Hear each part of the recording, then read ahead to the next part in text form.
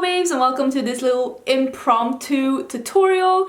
I was not planning to film this look, but I got this Natasha Denona 5-pan eyeshadow palette as PR from the PR firm that handles Natasha Denona in Sweden. Who would have thought that I would get PR from Natasha Denona? Like, how did that happen? I also got two of these Marc Jacobs Le Marc lip creams. Like, how did I end up, me loving indie brands, end up getting PR from really Boujee brands? I have no idea, but I'm very excited to try them and to see if I think they're worth it. And I wasn't planning on filming this, but I had like all of my makeup on except my eyeshadows, and I was like, you know what, I'll just sit down and film this so you can see my first impression of the Natasha Denona eyeshadows. And I created this look here. It's kind of subtle for me, but I mean the palette is subtle in itself. But yeah, stay tuned if you want to see how I achieve this somewhat more toned down, editorial, neutral, maybe more natural theme with like the green and the brown. If you want to see that look, stay tuned, we're getting into it right now. Okay, let's see if we can get some of these shades on my eyes. This is the eyeshadow palette number 5 and it's all shimmers, so I think we're gonna do like a halo eye with like shimmer on the side, shimmer in the middle, shimmer on... Why am I telling you this? I am gonna use, I think, this one and this one. I think I'm gonna use these two for the look. So I'm gonna start with this one, and depending on how that one looks, maybe I'll pick one of the other ones as well. But let's start with that one. I am gonna zoom in just a little bit. That's not zoom in, a little bit more. And I don't really know what kind of brush I want to use. Maybe I want to use something like this, although this one is jiggly, it's broken. It's the Morphe E17. I want to have this kind of brush. I'm cleaning it in my Veramona color switch. This kind of brush, but better quality. It's like a fluffy crease brush, like a bullet brush, but just like a fat pencil brush. So I'm taking the shade in the middle that is called 61P Ochre, and we're gonna start with that one, and let's see where that one takes us. I didn't get a lot on the brush. I have used some what is it called? Eye primer. Use the Too Faced Shadow Insurance. Okay. Not that shabby, but not amazing either. It's like, it's okay. Cleaning my brush in the middle, like in between, and now with a somewhat clean brush, I'm blending these out a bit. That looks semi-okay.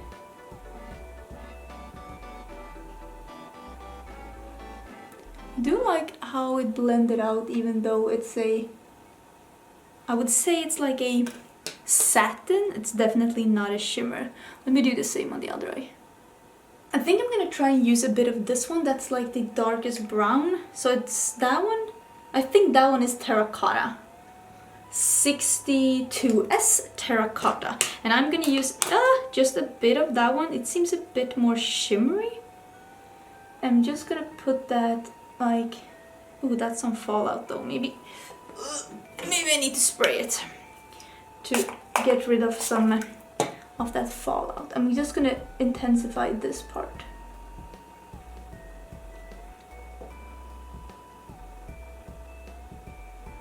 I think that like so far I'd call these shadows like, this is the Sueva 224, this is the blending brush. I think I'd call these shadows like sophisticated, but I'm not like blown away. They're not extremely shimmery and they're not extremely pigmented either. They're just an in-between satiny thing.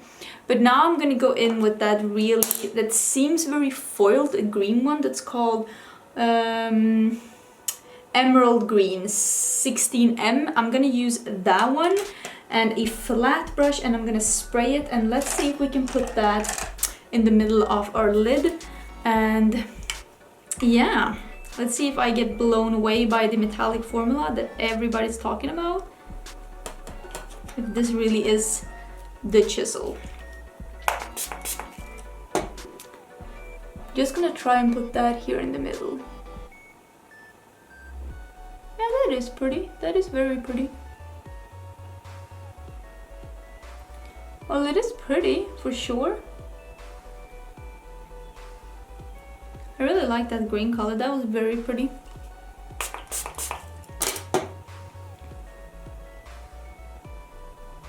Did get a little bit of fallout, but I think that that is pretty. It's not like super blended, but that is pretty. Let me see if I can clean this and go in with a pencil brush. And I'm gonna use some of that, this one, on the sides under my eye, and then the same green that I just used. I'm just gonna use that under my eyes. I'm gonna spray it a bit to do the same effect on the bottom as I have on top. I think I'm gonna put this in the inner corners as well, just to really get that smoky effect going.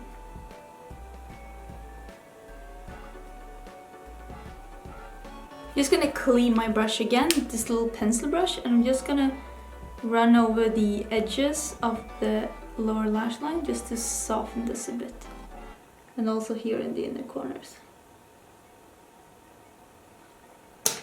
This turned into a bit of a almost like editorial hazy eye. Not hating it, but it is a bit unusual. It's a bit unusual for sure. Oh, I don't have any earrings on. Let me do some mascara, and I'm gonna put some earrings on as well. Why don't I have earrings on? One second. I actually found this Marc Jacobs, what are they called? Highliner in Hurricane. Is it Hurricane? No, Earthquake. Earthquake. You see, it's teensy weensy because I got this as a sample in Sephora. I don't remember when, but I found it now that I was looking for another pen. So I thought that like this brown pen could go with this earthy look. I usually do not do neutral looks like this, but it does at least have a pop of green. I am liking it, but it's very like subtle, more like an editorial thing. I am gonna use a lippy as well. This is like the Boujee Parade. I also got two Marc Jacobs Le Marc liquid lip creams. The packaging is beautiful on these, like the black and white, and I got it into somewhat nudie colors, although I have a hair here. I feel it. Although I feel like one of them is more pink. I got it in Truth or Bear, which is this that is more pink, like a clayey pink. It smelled great. Clay pink, and then this is Fawn Over Me. Ooh, I love this. Let's go with this one. This one's gonna be, stop it, so great with this look. I have never used these.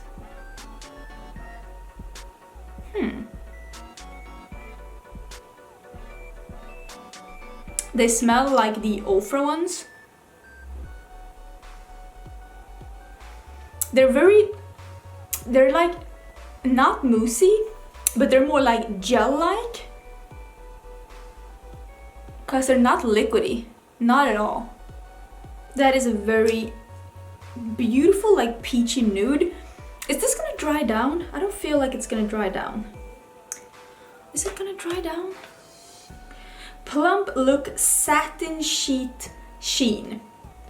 I'm guessing it's not gonna like dry down. I'm guessing it's gonna be like one of those satin liquid lipsticks that is not transfer proof, but it feels very plush and nice on the lips, and it went on really opaque and nice. I'm kind of liking these, but if you are going for something transfer proof, this isn't for you. If you're also going for something that's not going to require you to have to sell a kidney, this is also not for you, because both of these things that I've tried today are really expensive. Also the Highliner, I got a sample, but that one is pretty pricey as well. I'm gonna put on some falsies and I'll be right back. I'm gonna put on the iconic Lights by House of Lashes, because I feel like with this more editorial look, that kind of flirty lighter lash will look really good. So I'll be right back. Okay, so that is the finished look. That is me with the lashes on, and the glue is still tacky.